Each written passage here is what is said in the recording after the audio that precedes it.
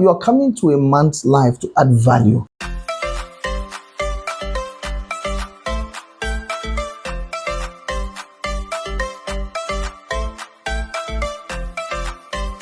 Hello everybody, welcome to our channel. This is Inspirational Moments with Agbos. Thank you for making a date with us. If you are new on this channel, this is the right place for you to be in. You're going to learn to grow in your relationship life with us. Trust me on that. And if you're a returning subscriber, thank you so much for loving us and for always watching our video. We appreciate you so much. Thank you again. Today on Inspirational Moments with Agbos, we're going to take the third part of factors to consider for a successful relationship. Sit, relax, learn, and grow. I hope that you've been following this series, right? If you haven't been following, please watch the other two videos. It's going to help you a lot. So today we have the very first factor, which is submission. Yes, you heard me, submission. I know that this one is a serious controversial topic. But love, what do you have to say about submission in marriage? Submission in marriage is the central point in every relationship. Submission in marriage, it's about the woman releasing her leadership to the man so that the man is able to sail the ship where the family vision, family purpose can be taken to another level. Of course, that's true. What I doubt is, why is it so difficult for you to submit to this man? Didn't you know that he was that way? You know, I always tell people that get married to somebody that you can submit to. Yeah. It means that if you think that this person is not intelligent, he cannot lead me, please don't marry that person. You can't marry the person and you're fighting over submission with this person who you instead want the man to submit to you as a woman. The Bible has commanded women to submit. So that is it. You have to submit if your marriage has to work. That is why you look at it from Ephesians 5:21 right down to 23. Talk about wife, submit to your husband as if you're doing it for the Christ, Lord. yes. You know, so you want to be able to look at it from that perspective that you're not submitting to the man just because you want to submit. Yes. You're submitting to the man because it's a God commandment. has commanded you to submit to your husband. Yes, you. So, but we should be able to balance it. That submission is not about dictatorship. Submission is not about controlling. Yes. It's about the two becoming one and taking responsibility, working as a team to be able to push the family vision, the family purpose, the family goals to next level. It's about the two people coming with their talent, their resources, and everything to ensure that the family move on the same direction. Exactly.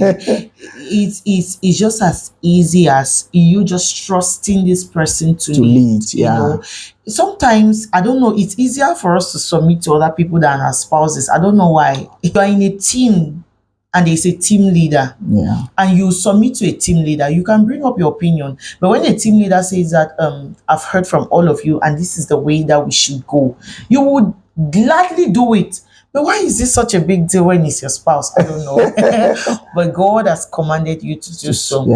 So from today, start submitting. It makes marriage very easy. Very easy. However, I want to also tell you that, not you as in you, the male gender, make it easier for this woman. The Bible says that you should just love this lady. So that the lady submit to also you willingly. Exactly. And try to factor some of her contributions into your decisions. So she feels heard, she feels understood. And that also facilitates submission. It's very, very important because you should understand one thing. Wherever there is submission, the vision is moving. But wherever there is no submission, there is division. That is why you look at it, when you look at division, if you remove the D, what you have is the vision. When the wife is submitting, is pulling the vision forward. But when there is no submission, there is division. Exactly. Next factor, have fun. Chop life. Married, no be war. It's something enjoyable. Of course. Have fun. This person is your partner now. Why always enjoy? You know, it's about Like the child of Judah has entered. Can you just say, imagine? Bring some relaxation. Like anything that brings laughter and memories to you people is what putting the effort, or just crack those jokes, of course. For us, our own. Do you know what we do sometimes? Sometimes we have our bilingual day in this house. Cameroon is a bilingual country. But funny enough, my husband and our French is porous. Oh my, come on, my French is good. No, your French is worse than mine. So we have a day in this house that we just speak French. Yeah. I'm telling you that if you don't pee on your pants on that day because of laughter, then so sometimes he goes to the office. He always shares this with me, that he goes to the office and he will laugh himself out just sitting. That's what marriage is about. Yeah. It makes everything so beautiful. So beautiful. I think having fun is very, very fundamental in every relationship. Yes. If it's a striving relationship, a relationship that is moving very well, you want to add some fun. That seriousness is not needed now. It just makes the environment tense. But fun makes the environment very relaxed. It's fun is good. Yeah. It brings relaxation. It releases the stress too. Exactly. Point number 3. Identify your partner's strengths and weaknesses. This one is extremely essential. Why is it so? It makes it easy for you to work with this person. Yeah. You get to understand this person. You know how to navigate around this person. Now, I was watching a video today. I don't know this lady. I've never met her. Okay. And she said that accept your partner or choose to marry somebody from the weaknesses. What did she mean by this? She was saying that who cannot live with a positive side?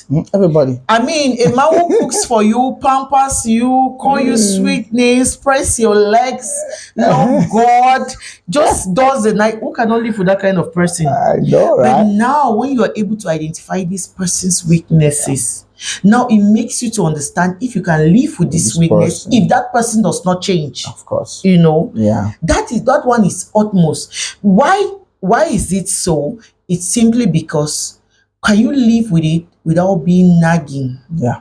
Can you live with it without complaining too much? Know very well that when you complain too much, it makes the environment unconducive. It demoralizes this person, and it makes the person feel unloved. It makes the person feel unappreciated, not welcome in that environment. It just makes the person somehow want to walk on eggshell always around you. Focus on the strengths. Identify it and focus on. Love this person. Sometimes you encourage people to change through love. Yes. You show people love. Show them, okay, you have this weak side. This is what I'm going to do. For instance, let me shock you. I love the way you deal with me when I start my prompt anger. I'm quick to get angry. And sometimes when I get angry, this is what you do. My wife. He will not say that I get angry if I say Ayamba has started. Ayamba in Manu language means twin. It means that now my twin that is acting through me. And sometimes it's so funny. I will just burst into laughter. And that's just it. The whole environment just changes. The next is purpose. As a lady, you ought to identify your purpose during your single days. Now, when you've identified your purpose, it makes you to know the kind of man that you can fit into his life. And so when this gentleman walks up to you, you ask him, what's your purpose? And he tells you, and you look how you can fit into his purpose. So that there is now unity of purpose. It's not like you two of you now, this is my purpose, this is my own purpose, and it's two different things that do not come together. Now, mind you that when you have this unity of purpose, you tend to work together. And that brings a lot of bonding between the two of you. And sometimes you kind of see like you cannot do without this person. And that is what marriage is about. It's about oneness. It's one flesh. It's one flesh. There has to be oneness in everything, including purpose. You get? That is why if you look at it from Genesis chapter 2 verse 18, It says, it is not good for this man to be alone. I will make for him a suitable helper. You're coming to a man's life to add value. Yes. You're coming to build what this man already has. I always look at it that a woman comes fully loaded Exactly. to release the resources that God has invested in her for a purpose. And that purpose is to ensure that that man aligns with what God has destined for him. So identify your purpose, then see how you can fit into his own purpose, so that both of you can work together. Now, this is the greatest level of intimacy. Exactly. When love fails, when there are issues, purpose alignment brings commitment and bring both of you driving on the same lane. This is purpose in itself. We're impacting lives together. Note that purpose is that thing that you were created to do for. Yes. So when you identify it and this person identify it, and you see that it doesn't mean that people should have the same thing, but you have to see how it can be fused. There can be an alignment. Exactly. Yeah. It can be complementary. Just like a SIM card and a phone. It doesn't have to be the same thing, but let it complement each other. Of course, that's true. So, and that's why Dr. Miles Monroe said it, that when the purpose of a thing is not known, abuse is inevitable. There can be a lot of abuse in marriage. Exactly. When they have not been able to identify the purpose for which God brought them together.